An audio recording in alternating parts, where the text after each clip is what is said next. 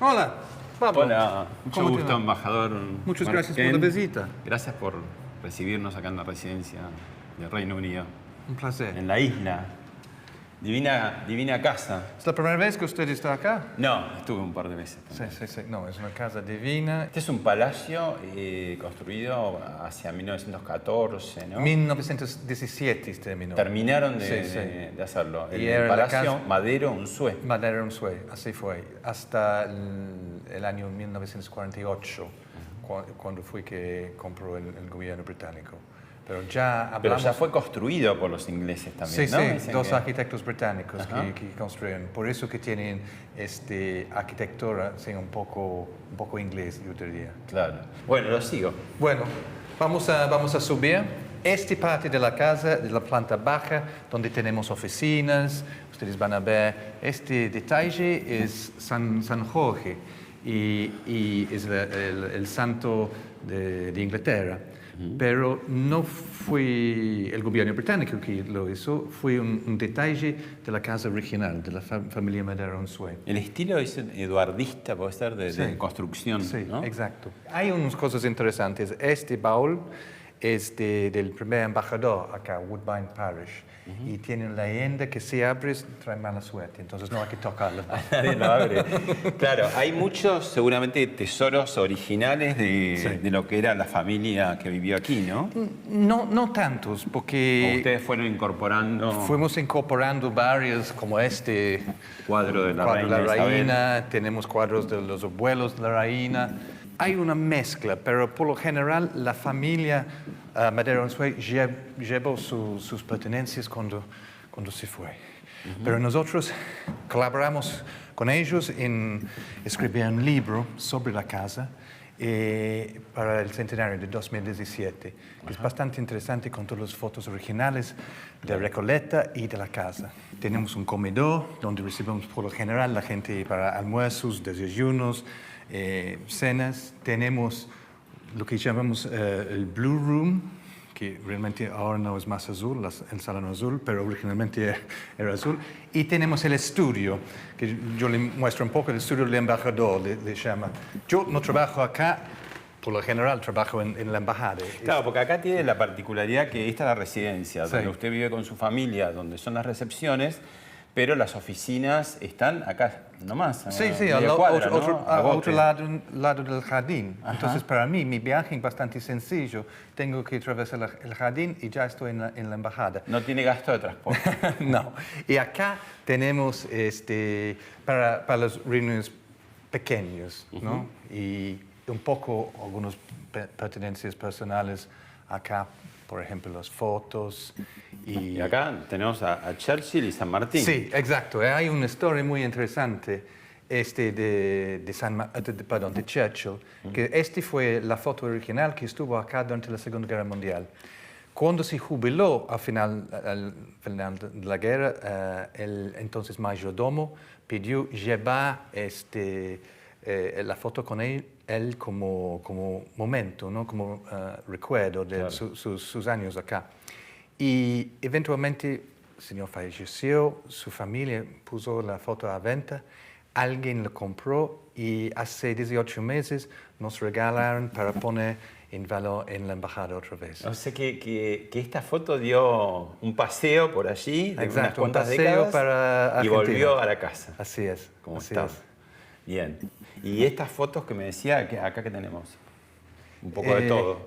Un poco de todo, sí, es de mi carrera. Entonces, este es, bueno, el príncipe Carlos y Claro. princesa la princesa Diana. Diana, que estuvo acá Sí, cuando que estuvo. el año 95, creo. Exacto, Y exacto. estuvo alojada en esta casa, ¿no? Sí, el príncipe Andrés, con el presidente Macri, con mi colega Carlos Sassali, que es un gran embajador en Londres, con el presidente de Vietnam, el rey de Tailandia, Theresa May. La primera ministra. Sí, y John Major, que era El otro claro. anterior. primer Y ministro. usted estuvo en Tailandia, en Vietnam, en México, tuvo tareas diplomáticas Sí. en Bélgica. Sí, exactamente, con la Unión Europea en Bélgica, y mi primer puesto fue en Brasil. Claro. ¿Y usted de formación es abogado? Sí, yo estudié leyes en la universidad. Y también formación económica. Sí, también después fue la Universidad de Oxford, después me fui a Bruselas para estudiar un curso, maestría en francés en leyes y economía de la Unión Europea. Ujú. ¿Y la vocación de diplomático surgió así, de movida, o antes tuvo alguna otra vocación? Y sé que debe tener otras vocaciones presentes también, ¿no? Surgió totalmente por casualidad. Yo estuve en la universidad, no sabía qué quería hacer. Cuando yo era chico quería ser piloto o jugador de fútbol. Y bueno, estaba mirando un folleto, me pareció bastante interesante viajar así. Y bueno, yo puse mi candidatura y en la segunda vez que lo hice tuve éxito. Para iniciar la carrera Sí, diplomática. pero yo no tenía la menor idea que era la carrera O sea que de diplomática. casualidad y después sí le gustó mucho. Sí. Al inicio no tanto, porque era muy formal en estos días. Entonces todo el mundo tenía que tener el mismo comportamiento, no había mucha diversidad, Claro. bastante conservador, bastante formal. Sí. Ha cambiado bastante en los Ahora últimos vamos a hablar de años. eso porque usted también tiene mucho que ver con ese cambio, ¿no? Por lo menos que se ha dado. Fue un homenaje ¿Qué es un ala como de de un avión? oficial de reserva argentina, un homenaje a todos los argentinos que fueron a luchar con las fuerzas aliadas en la Segunda Guerra Mundial. Ellos tuvieron su propio escuadrón, 164, y en total eran algo como 5.000 personas. Y todavía algunos de esos veteranos viven en Argentina. Y esto es como una parte de De un Spitfire. Sí. Es una réplica de un Spitfire, el avión famoso de la Segunda Guerra Mundial. Y este es la medalla que recibieron de las fuerzas británicas. Esta es la parte que más me gusta de esta casa y que es más especial para mí, único, ¿no? El jardín. Este jardín es espectacular. Este jardín tiene como, ¿qué sería? Como una manzana, digamos, Sí, casi sí, de... sí, tenemos en total, con la embajada y la residencia, el jardín, tenemos la manzana. ¿Le interesa la botánica? ¿Le gusta?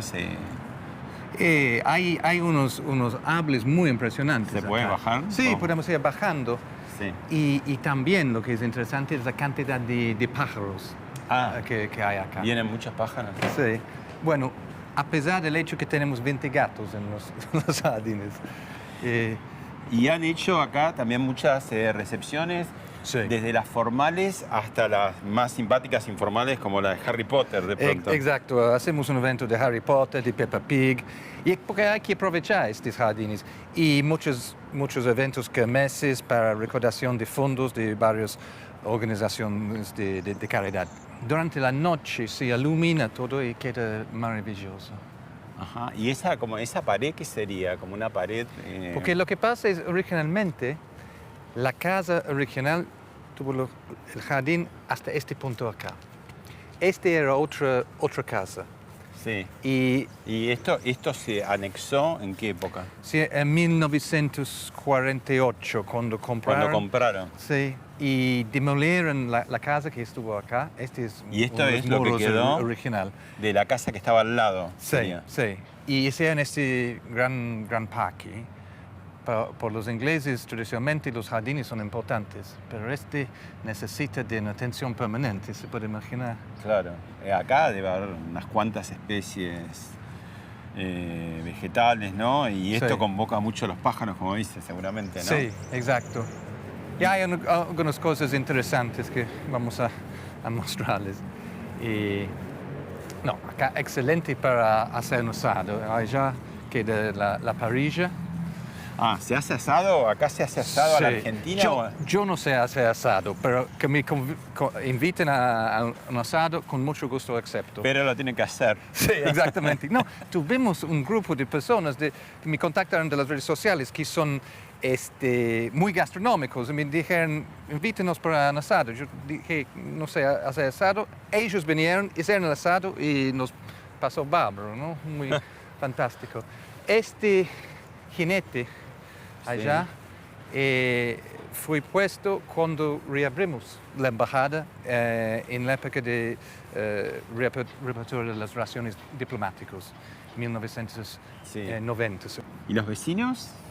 Son muy tranquilos los Son muy vecinos. tranquilos. Yo creo que nosotros somos los que tienen más Claro, estamos en más lo que fiesta. se llama La Isla, que es en Recoleta, que es una zona muy particular, muy parisina, ¿no? Sí. En algún sentido, porque la construcción es más, quizás predomina más lo francés, ¿no? Que lo inglés. Sí. Y el tránsito aquí es como que no llega, ¿no? Es muy... No, y la ubicación acá es única porque estamos arriba de la loma y muy tranquilo. La única cosa que hay de vez en cuando tomar un poco de cuidado con los chicos que están haciendo skate. Claro, Acá sí con la hace mucho bajada skate. de Plaza Francia, ¿no? Este es un perro, la tumba de un perro de uno de mis otros embajadores que estuvo El acá. embajador anterior que Sí. se le murió el perro y lo Sí, enterró porque aquí. dijo que trajo este perro en 4 continentes y murió acá en Argentina. Entonces pusieron allá. Y cuando vino en 1962, el duque de Edimburgo plantó este árbol.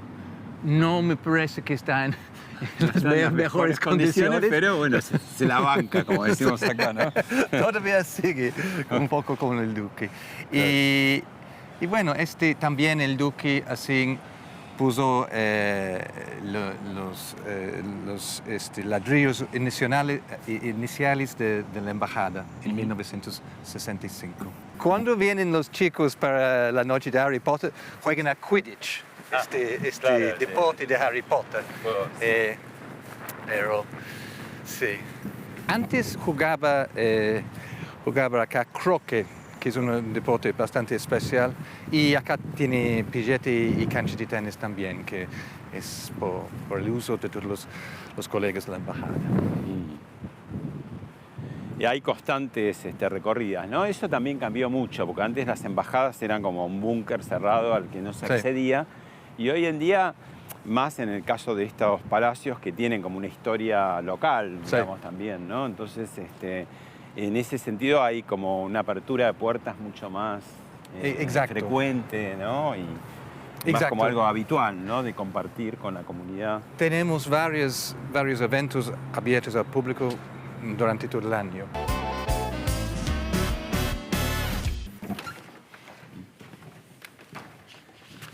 Este es el comedor.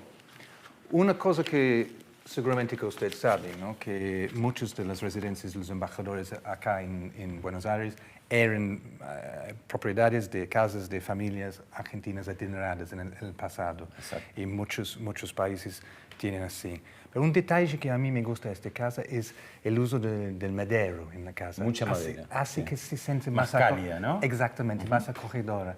Algunos de los otros residencias de embajadores son muy impresionantes, pero usan frías. mucho mármol. Y mármol enfría un poco Ajá. la casa. Y usted que ha pasado por muchas residencias, que esta, a todos le dirá lo mismo, pero es la más linda, la mejor. Para mí, hablando en serio, no es solamente porque es mi casa. A mí me gusta mucho esta casa. El primer día que yo llegué, me perdí completamente en la casa y Sam, el mayordomo, tuvo que ir a buscarme porque no sabía No a dónde sabía salir. volver. Sí, exacto. Pero debe ser una de las más, al mismo tiempo que es ascética, ¿no? Es una de las más lujosas residencias del mundo del Reino Unido, ¿no? Sí, yo Embajador. diría que es entre los cinco mejores en el mundo. Ya hicieron un libro de los mejores residencias en el mundo y esta residencia estaba con una posición muy alta. Ustedes van a ver también, no solamente la residencia, pero tenemos Los tapices tapices que franceses, originales, Exacto. un poco de todo. Bueno, muy bien. Vamos a charlar ahora Vamos más a la tranquilos. charla.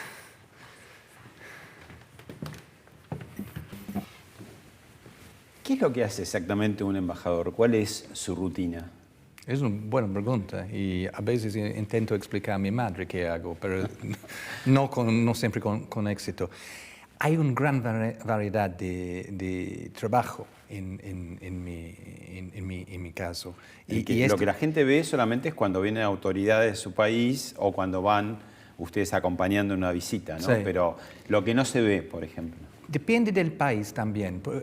Cada país tiene un perfil diferente y el trabajo del embajador en el país es diferente. En Bangkok, por ejemplo, tuvimos muchos turistas, 1 millón de turistas al año que visitaron. Entonces, mucho de mi tiempo fue en asuntos consulares, digamos, ayudando a las turistas. Acá no tenemos tanto, pero tenemos otras cosas, otros desafíos. Y a veces cuando yo salgo en las redes, tengo respuestas de gente que dice embajador, pero solamente está en las redes. Pero de veras, como usted bien dijo, tenemos muchas otras tareas que no se ven. Organizando visitas, la promoción de comercio e inversión, eventos para promover la colaboración científica, tecnológica, el trabajo humanitario que estamos haciendo acá. Hay muchas cosas y por eso que nunca... He estado en la carrera diplomática más que 30 años, pero hay mucha variedad. Uno nunca se cansa del trabajo. Ustedes también tienen seguramente mucha intervención en la redacción, en la elaboración de documentos claves. Y muchas veces el ego, cuando miramos de afuera, uno dice, ¿pero qué dice? O no dice nada, o dice poco. O está diciendo un montón, pero subterráneamente. ¿Cómo es ese lenguaje diplomático, no? ¿Qué se pone y cómo se pone? Porque una palabra de más o de menos cambia todo, ¿no? A veces es así. Hay que buscar fórmulas que van al encuentro de los intereses de todas las partes, ¿no? A veces se puede ser muy claros, a veces dejan un poco de ambigüedad para la interpretación que es parte de nuestro trabajo, ¿no? Para que todos puedan interpretar en la manera que quieren, pueden implementar en la manera que quieren. O sea que hay veces que hay giros que se cierran porque hay que ser más estricto y otras veces que está más abierto para contemplar alternativas que ustedes mismos no saben. Como una especie de partida de ajedrez muchas veces. Sí, no es un partido de ajedrez, yo no diría, porque esto implica una competencia, un enfrentamiento. Y en la diplomacia, si vamos a lograr resultados, es que todos tienen que salir ganando del proceso. Pero es lógico que trate de ganar un poquito más el embajador del país que lo está haciendo, ¿no? Cada cual tira un poquito para su lado. Sí, todo el mundo, hay que llegar a un acuerdo, una conclusión justa. Porque si usted sale de la negociación pensando el otro ha ganado, este acuerdo no va a durar. Todos tienen que ver el beneficio de la colaboración. Tiene que ser como justo, digamos. Exactamente. Hay que tener una confianza entre los partes. Con las diferencias, los matices del caso, hasta no hace tantas décadas los estadistas de Occidente tenían cierta racionalidad, algunos más talentosos que otros, ¿no? Y quedaba un poco esa exuberancia trágica o tragicómica para los dictadores, para los autócratas, ¿no? Pero también es un desafío para el mundo diplomático personajes como Trump, como Bolsonaro, como fue Berlusconi en algún momento, supongo que Reagan más allá, ¿no? Cuando son personajes que no son exactamente de la política y la diplomacia. Es una buena pregunta, porque si uno no puede pensar en la diplomacia solamente como una cosa intelectual y de academia y abstracta. Hay que tener en cuenta los factores humanos, las emociones, la necesidad de crear confianza. Si yo voy por ejemplo, es diferente yo me formé como abogado, pero es diferente ser embajador de ser como alguien que tiene que agir dentro de un proceso judicial. Porque en el proceso judicial alguien gana de cierta manera, alguien pierde. Pero en diplomacia no es así. Hay que buscar empatía. Si yo quiero mostrar qué tal inteligente yo soy, usted probablemente no va a querer hacer negocios conmigo o va a tener mucho cuidado porque piensan que puede ser un poco tramposo. El éxito, la frustración de acuerdos o hasta llegado a lo máximo que es una guerra, tiene que ver definitivamente con la psicología y con el trato, con cómo se lleva, digamos. Para mí ese es un factor importante. Muchas veces, por ejemplo, yo recibo instrucciones de Londres que explican la lógica, por qué queremos hacer eso, pero hay también que agregar los factores locales, los factores personales y cómo vamos a lograr un acuerdo. Y las circunstancias. Las circunstancias, sí. Si uno lee algunos, por ejemplo, hay un gran libro de Henry Kissinger que se llama Diplomacia. Y se ve cómo a veces las cosas dependen de la causalidad, de una oportunidad que surge al último momento, las relaciones personales entre los líderes. La simpatía, ¿no? Sí, exactamente. De pronto que se da, claro. ¿Y qué es esta nueva onda, efecto contagio de diplomáticos que abandonan un poco ese pesado corset que tenían y de pronto se ponen simpaticones, por decirlo así en Argentina? ¿Para qué y por Somos qué? todos simpáticos. ¿Para qué y por qué? Y usted es un poco una suerte de líder, podríamos decir, en romper esa formalidad. Es un poco lo que estábamos hablando hasta ahora. El hecho que la diplomacia ha cambiado. Hace 100 años nada más tenían las embajadas, los embajadores, los ministerios de Relaciones Exteriores para hacer la diplomacia, las relaciones internacionales.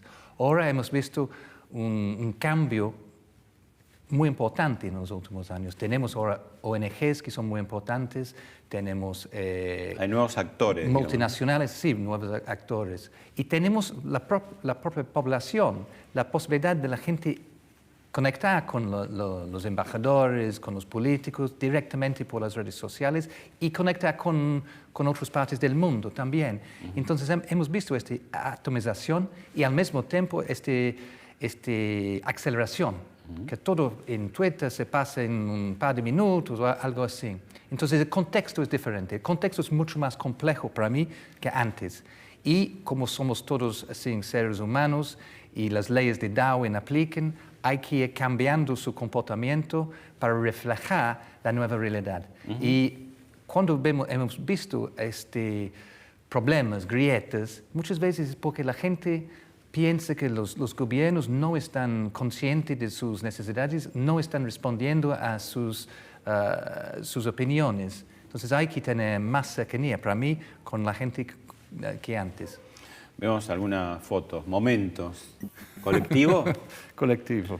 ¿Toma mucho colectivo, embajador? Yo tomo de vez en cuando. ¿Sí? Más bien yo tomaré la subte o voy andando, pero no necesito tomar el colectivo para ir de acá, de mi casa, hasta mi residencia. Claro. Pero cuando llueve, como llovía en este momento, es muy útil andar de colectivo. ¿Tiene su tarjeta SUBE a mano? Yo tengo. Pero y tengo mi tarjeta Oyster de Londres también. Pero sí, yo creo que no es mal de vez en cuando andar. ¿Y aquí? ¿Le gusta el mate también? Tomando mate. Sí, me gusta mate. Me gusta más Malbec. Le gusta más el Malbec. Está muy bien, está muy bien. ¿Y aquí? Este fue cuando nosotros fuimos a ver las instituciones de Tecnópolis y tuvimos un gira por el terreno, ¿no? Y me divertí un poco con este dinosaurio. Un poco como en Jurassic Park. Abren la boca al mismo tiempo. Sí. Ese es Harry Estas Potter. son las de Harry, ¿no? Sí, esas son de Harry. Fue un encuentro de los fans.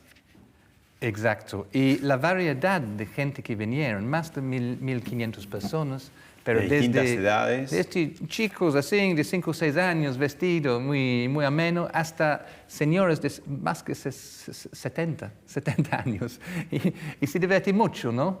A mí, en cualquier trabajo hay que sentirse a gusto, relajado, ¿no? Y este tipo de cosas me encanta.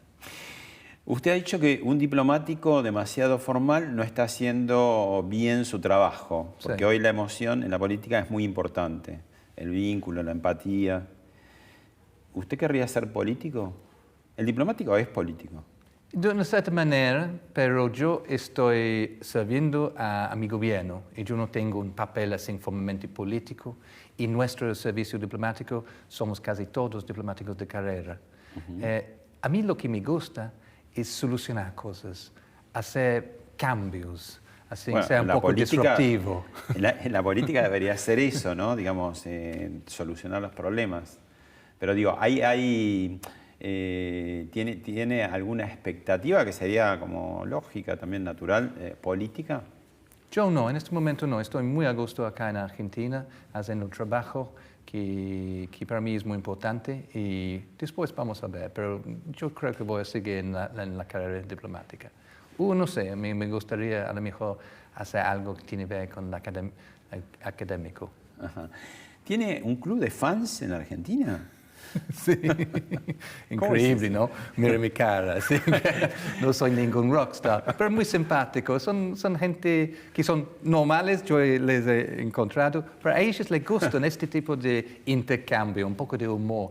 Este tipo de intercambio que se va muy bien con la sociedad argentina, porque en los argentinos y yo diría, no solo los argentinos, los porteños, sobre todo, y los británicos, tenemos este mismo sentido de humor, un poco de sarcasmo, un poco ácido, elegante, seco. Sí, ¿no? sí. Pero, ¿Ha tenido oportunidad de ir al interior? Sí, sí, hemos ido ¿Le ha impresionado bastante. alguna cosa en particular? Ustedes tienen tanto potencial para el turismo acá, ¿no? Yo llevé mi hija al sur, fuimos a Ushuaia, fuimos a Santa Cruz para ver los glaciares, fuimos a Salta, a Chubut, ver los pingüinos, un poco de todo ustedes tienen. Y yo trato de hacer estos viajes a las provincias por lo menos una vez al mes. El embajador representa a su país, pero también está viendo oportunidades, es decir, aquí hay algo que puede ser interesante para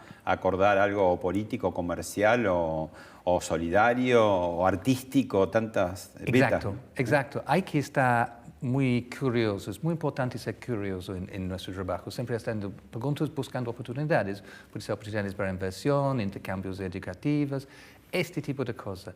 Y como yo vengo de un pueblito en el campo de Inglaterra, yo sé muy bien que la vida en la capital siempre es muy diferente de la vida en el interior. Entonces hay que tener esta visión total, global de un país. Bueno, lo invito a ir al túnel del tiempo. En una madrugada fría, el 2 de abril de 1982, las Fuerzas Armadas Argentinas desembarcaron en las Islas Malvinas para llevar adelante una guerra que duró 74 días y en la que murieron 649 argentinos. En medio de una crisis política, económica y social, la dictadura cívico-militar que conducía el país por entonces invadió por sorpresa las Islas Malvinas en un intento de fortalecer su poder ante un desgaste inevitable. El 3 de abril, la primer ministra británica, Margaret Thatcher, bautizada como la Dama de Hierro, mandó una flota hacia el Atlántico Sur y el 1 de mayo, tras fracasar las negociaciones internacionales, comenzó formalmente la guerra. Tras 2 meses de intensos combates, finalmente, el 14 de junio, el militar Mario Benjamín Menéndez firmó la rendición argentina. La derrota de Malvinas y el conocimiento de la muerte de centenares de jóvenes que fueron al frente de batalla mal pertrechados, sin experiencia y que además fueron torturados, marcó el derrumbe de la dictadura, que ya estaba hackeada por las crecientes protestas sociales y la presión internacional por las violaciones a los derechos humanos. Bueno, inevitable pasar por este tema. ¿Y dónde estamos parados, digamos? ¿Peor, igual, mejor? Estamos avanzando en muchas cosas. El asunto de las islas, el asunto de 1982, es un asunto que no vamos a ignorar, pero tampoco podemos cambiar el pasado. Tenemos que pensar cómo podemos hacer en el presente y en el futuro. En este tenemos varios ejes de trabajo. Colaborando en el proyecto humanitario para la identificación de los caídos en el cementerio argentino de Darwin. Y ya hemos hecho grandes avances junto con la Cruz Roja, el gobierno argentino, la Comisión de Familiares de Caídos, con el apoyo del señor Eduardo Annequí en Aeropuertos 2000. Y hicimos 2 viajes, los vuelos de las familiares hasta las islas los 2 últimos años. Fue interesante lo que pasó, digamos, con el cementerio de Darwin y con estos 2 soldados emblemáticos, ¿no? Jeffrey Cardoso por un lado y Julio Aro, Sí. ¿no? Que estuvieron en distintas, digamos, cada uno defendiendo a su país y cómo se unieron, ¿no? Es como muy emocionante esa historia. Toda la historia es muy emocionante, es una historia muy larga y que de muchas vueltas. Que tiene que ver con el reconocimiento de esos cuerpos que habían sido enterrados, soldados que solo conoce Dios. Exacto, ¿no? exacto. Y tuvimos a Jeffrey Cardoso en 1983 haciendo su trabajo de construir el cementerio y años después se reúne por casualidad con Julio Aro y ellos empiezan a colaborar para ver las posibilidades de identificar todas las tumbas.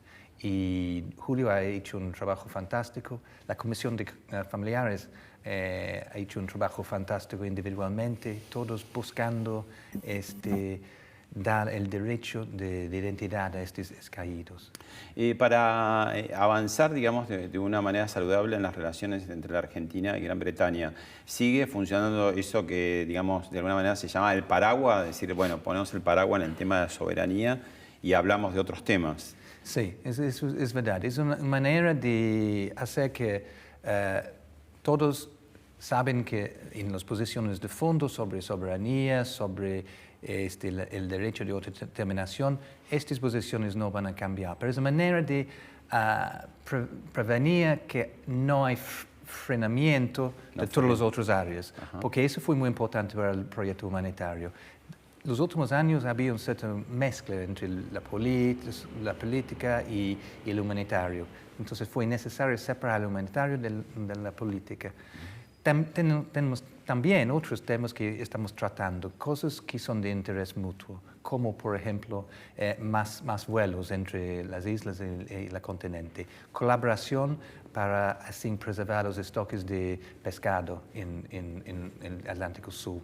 Estamos colaborando también en operaciones de búsqueda y rescate. Todo esto hace sentido, pero sabemos que hay diferencias también. Y usted que tiene como una política de puertas abiertas, que está en las redes de igual a igual, que hace recepciones no solamente para autoridades o funcionarios, sino que entran personas comunes, ¿le hacen algún reclamo a veces por Malvinas o la gente como en general es? Algunas personas sí, pero la gran mayoría saben que mismo tienen diferencias en este aspecto. Tenemos muchos otros intereses en común como países, una agenda moderna. Y nosotros también estamos trabajando con la Comisión de Familiares, estamos trabajando con muchos veteranos. Muchos veteranos vienen acá y hablamos. De hecho, los vuelos humanitarios fueron organizados por Roberto Korelovich, un gran señor que era piloto durante el conflicto. Bueno, terminemos con tanta dulzura y vea esto, que como se dice en las redes, in your face.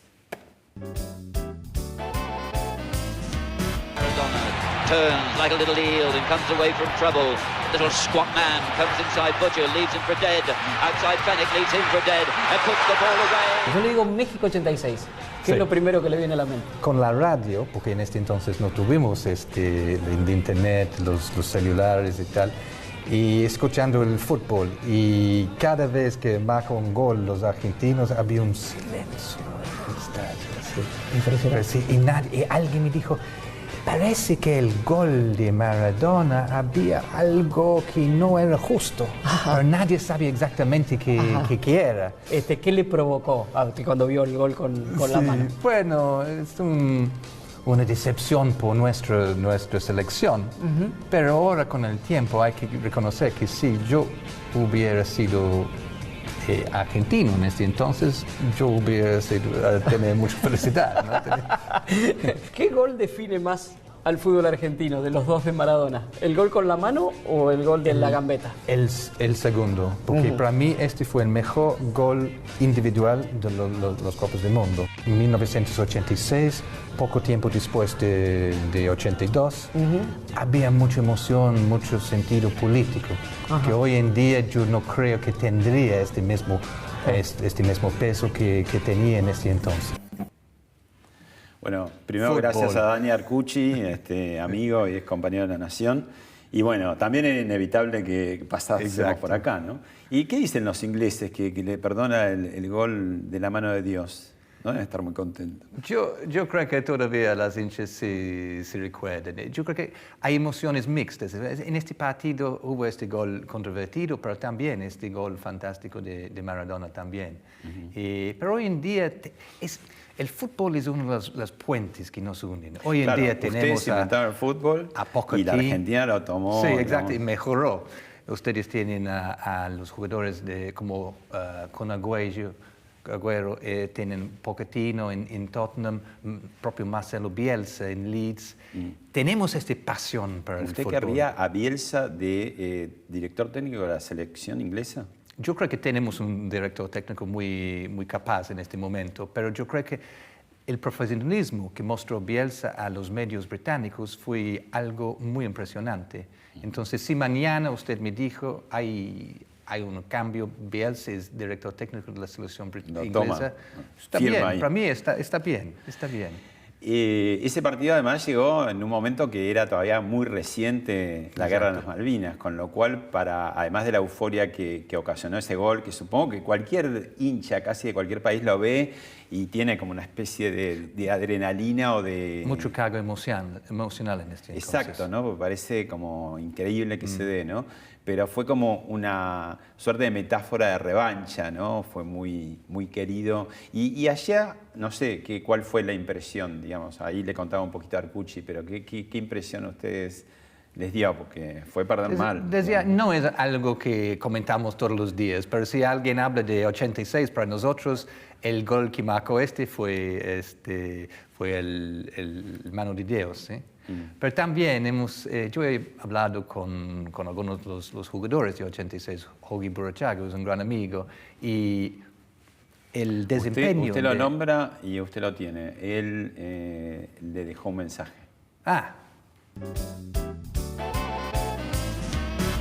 Hola Mar, ¿cómo estás? Bueno, te quiero mandar un gran abrazo, agradecer a nuestro amigo Carlos Ersale el habernos presentado y sobre todo conocer a una gran persona, a vos, a tu familia, en esta hospitalidad que nos das a través de la invitación a la embajada y bueno, el haber venido a comer un asado a nuestra casa también. Y sobre todo quiero que le digas ahí a la audiencia lo que nos une en común y a través de lo que nos hemos conocido nosotros y sobre todo referido al fútbol. Te mando un gran abrazo, sos una gran persona y espero que sigas así. Le haces muy bien a tu país y sobre todo por esta linda amistad. Bueno, Jorge Burruchaga, que fue campeón mundial precisamente en el 86 en México, después fue subcampeón en el 90 también, estuvo en ese equipo, ¿no? Sí, ¿Cómo se sí. da esa relación? Es un gran señor. Sentemos en la mesa y charlamos de todas las cosas. Pero hay que reconocer también que fue Carlos Sassali, embajador en Londres, que nos puso en contacto. Y los dos son dos grandes señores. Pero con Burro se puede hablar de cualquier cosa. Y cuando se va a la cancha con Burro, me recuerdo, me llevo a la cancha una vez y el equipo marca un gol y todos gritando así. Y Burro me mira y dice... No, estaba bien. Así. Y después se da cuenta que estás al lado del hombre que marcó el gol que ganó el Mundial. Por eso que después de no hay otro, ¿no? Ustedes tuvieron experiencia también de hinchadas fuertes, hinchadas violentas en algún momento. Y la Argentina todavía padece y fuerte, ¿no? El tema de barras bravas. ¿Cómo se soluciona?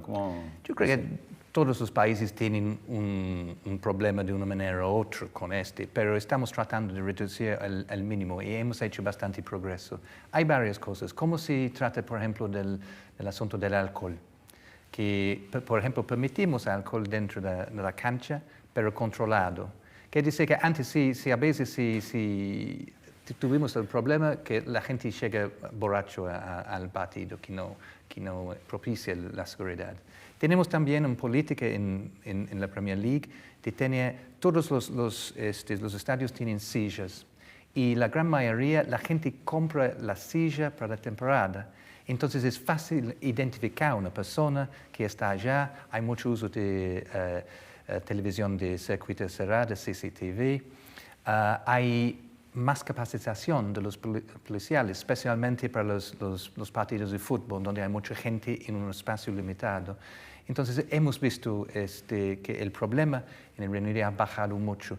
También ha subido el precio de la entrada a la cancha. Entonces, si uno va a la cancha nada más para buscar una pelea, no vas a pagar 50 libras o más, vas a ir a otro sitio. ¿Y por qué no cree que se soluciona acá el tema? Se han mandado al Poder Ejecutivo hace 2 años una ley, quedó cajoneada, volvió a tratarse, pero hay esos tironeos y después cada tanto suceden episodios como muy increíbles, como fue la apedreada al ómnibus cuando el partido de River y Boca, que tuvo que finalmente hacerse en otro continente, ¿no? En Madrid. Bueno, yo no tengo un conocimiento profundo de la situación acá, pero nosotros estamos listos a colaborar, intercambiar experiencias. De hecho, hemos intercambiado experiencias en el pasado y ojalá que haya progreso acá también. ¿Cómo explicaría a un país como la Argentina, que no ha tenido monarquía formal, y repito, no ha tenido monarquías formales, pero ha tenido de otro tipo, cómo funciona, cómo articula los reyes con la democracia? Es una tradición de muchos años, ¿no? Pero lo importante, y yo regreso a el darwinismo en términos de las sociedades, que no hay una brecha entre la familia real o el gobierno y la sociedad. Quiere decir que en nuestra familia real tenemos una familia real que se relaciona con la sociedad. Hay una cierta cercanía. Bueno, si uno se ve los príncipes William y Harry, por ejemplo. Pero tenemos también el príncipe Carlos, los demás, la propia reina, que es una persona así que cada vez que un embajador va a representar a la reina en otro país, otro destino, se tiene una audiencia con la reina. Y realmente me impresionó como persona, que ya tiene más que 90 años, su dedicación a su trabajo. ¿Qué vendría a ser la realeza, tanto en Gran Bretaña como en los otros países? Hay varios en Europa que la tienen. ¿Es como un reaseguro por sobre encima, al costado, en paralelo a la democracia? ¿Cómo funciona, digamos, cómo se articula constitucionalmente? Yo creo que depende de los países. Por ejemplo, Bueno, la monarquía en Tailandia, donde yo era destinado antes, muy diferente Tuvo 4 de la años, monarquía. ¿no? En Tailandia. Sí, exacto, muy diferente de la monarquía en el Reino Unido. La monarquía en el Reino Unido no tiene un papel político, tienen un papel más bien ceremonial, pero también se involucran en casas, en áreas que no son políticos, pero son del interés de la sociedad. Entonces, por ejemplo, la preservación del medio ambiente, el paisaje urbano, o, por ejemplo, Príncipe Harry ha hecho mucho en términos de ayuda a los veteranos discapacitados, así, promoviendo su propia versión de los Juegos Olímpicos para los veteranos discapacitados. Entonces, ellos tienen este contacto con la sociedad. 2 tips de qué es el Brexit y qué va a pasar con eso. Bueno, ¿cuánto tiempo tenemos? No, por eso decía 2 tips. Yo voy a decirles algo que es muy, muy importante. Para evitar cualquier tipo de brecha, de grieta en la sociedad, porque tuvimos una decisión 52 hasta 48 para salir. Para salir del mercado Hay que común. buscar consensos, hay que buscar acuerdos y hay que quedar dentro del sistema político. Así, y es lo que estamos haciendo en este momento. Hay contactos. Ahora se extendió el plazo hasta octubre. Sí, porque es importante mejor un buen acuerdo que un acuerdo rápido. Entonces es un poco orgánico, no es muy lineal, pero el proceso es muy importante que hay este contacto para buscar una solución en común. Si finalmente se produce esa salida del mercado común europeo, muchos dicen que otros países, por ejemplo la Argentina, puede tener más oportunidades, ¿no? Porque quizás también cambien un poco los términos de relación de intercambio de comerciales, ¿no? Exactamente. Hay que ver Brexit no como un proteccionismo, pero justamente el inverso. Queremos salir a buscar nuevos mercados, nuevos nuevos socios comerciales. Y yo creo que sí, hay mucho interés. Ya el Reino Unido es el segundo país más importante para las exportaciones de vino de Argentina. Y vamos a ver muchas otras posibilidades también. ¿Cómo es la vida de la familia del diplomático? Porque el diplomático, digamos, se prepara para eso, para saltar de un lugar a otro. Tiene sucesivos desarraigos, ¿no? Porque tiene su propia nacionalidad. Y después se encariña con algunos países. Yo creo que le va a costar irse de Argentina. Pero ¿qué pasa mientras tanto con la pareja, con los hijos, ¿no? Porque tienen que también armar las valijas.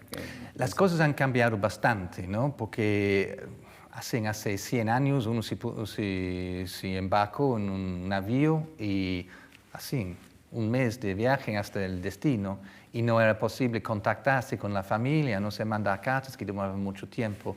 Mismo cuando yo empecé a trabajar en mi primer puesto en Brasil, si yo quería saber cuál fue el resultado del partido de fútbol, yo tenía que esperar el periódico de la semana anterior para ver si mi equipo había ganado o no. Ahora tenemos medios de contacto mucho más fáciles, podemos hablar por el teléfono, por una app, este tipo de cosas.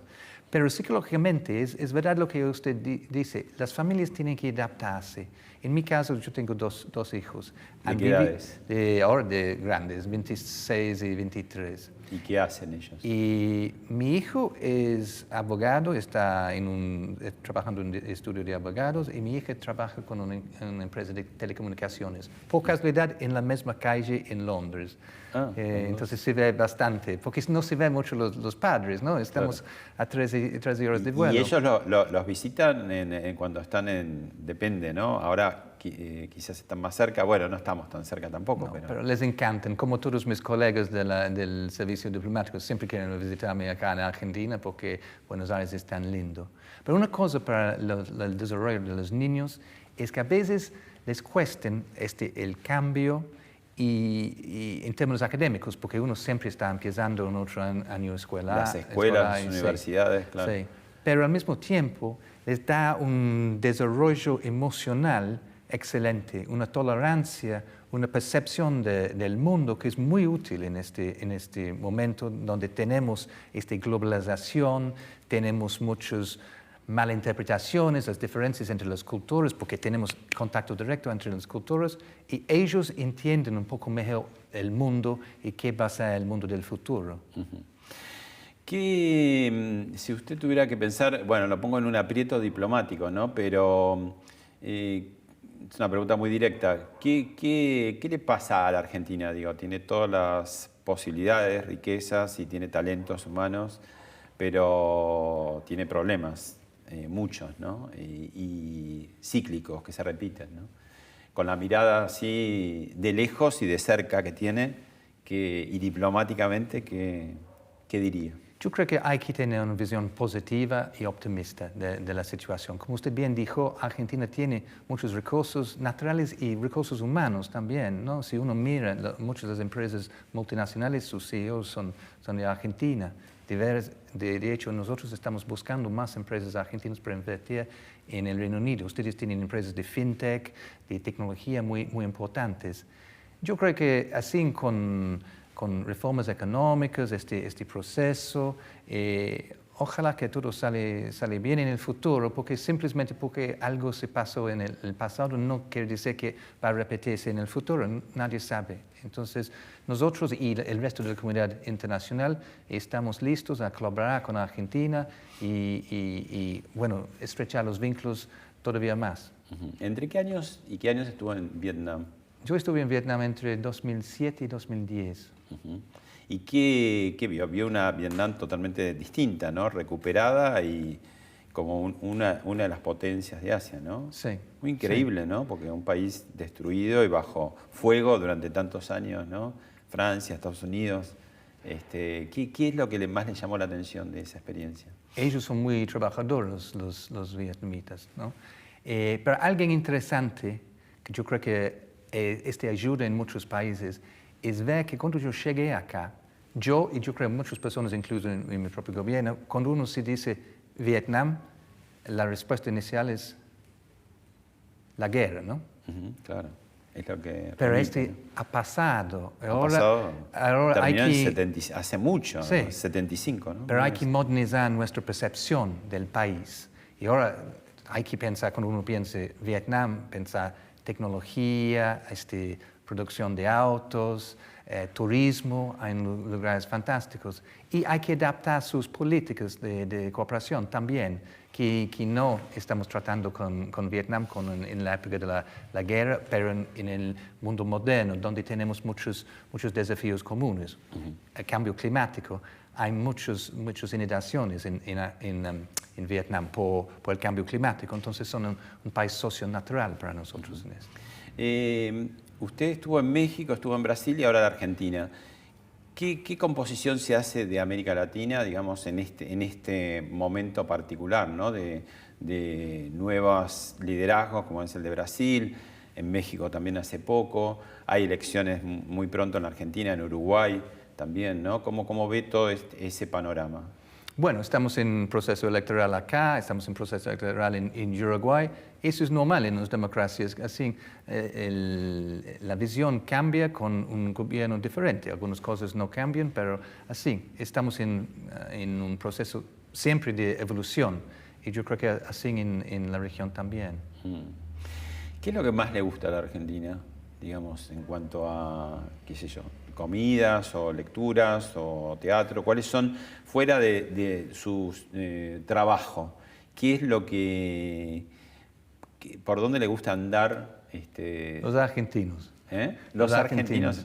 A mí me gusta este contacto. Así, es muy importante poder reír en la vida. No siempre podemos reír, tenemos que ser serios también. Pero este contacto con los argentinos y su sentido de humor, a veces me pongo a reír y divertimos mucho en la embajada también, pensando en qué cosas humorísticas vamos a hacer. A mí me encanta. Por supuesto, me gusta el país, el turismo y tal. La ciudad de Buenos Aires, que es fantástico, mucho verde, me pongo a correr en los parques. ¿Ha aprendido tango o no? Todavía no. No, yo casi tuve un incidente diplomático en Tailandia, donde yo estaba aprendiendo a bailar tango con la embajadora de Argentina en este entonces. ¿Y tomaba clases allá? ¿Ya sabía que venía acá o no? No, yo no sabía. O sea que no es sabía. casi una premonición. Sí, exactamente. Sí. Bueno, qué bien que finalmente no pisé sus pies. O sea que a partir de ahí dijo que no. No sé bailar, no sé bailar. Hay que ser auténtico, no sé bailar. El término, digamos, la cantidad de tiempo habitual, estoy hablando habitual, de un destino, que es 4 años. Entre 3 y 5. Entre 3 y 5. Yo ya llevo casi 3 acá. O sea que le quedan 2. Ojalá. o se puede quedar más. Por lo general tenemos un ciclo, ¿no? Claro. Es un poco como las elecciones, pero cada embajador tiene su mandato. Es difícil, no es imposible, pero es difícil extenderse más que 5 años en un país. ¿No tienen como la embajada de Estados Unidos esa leyenda, es decir, quiénes van a la embajada o los papeles reservados? Que hay mucha leyenda con respecto a los comentarios de la política local que después se trascienden, ¿no? Cuando se pasan los años, un periodo muy particular, y dicen, bueno, la embajada decía tal cosa, tal otra. ¿Ustedes no la viven tan intenso como es la embajada de Estados Unidos? No, tenemos por lo general en el gobierno británico, incluyendo para las relaciones internacionales, una política de transparencia después de unos tantos años, no sé, algo como 30 años, que se hacen públicos estos documentos, un poco el estilo de los norteamericanos, pero yo creo que si alguien lee los correos que yo mando a Londres, no van a encontrar nada sorprendente. Porque además ya los habremos leído antes en Twitter. Exactamente. Muchas gracias, embajador. Muchas gracias.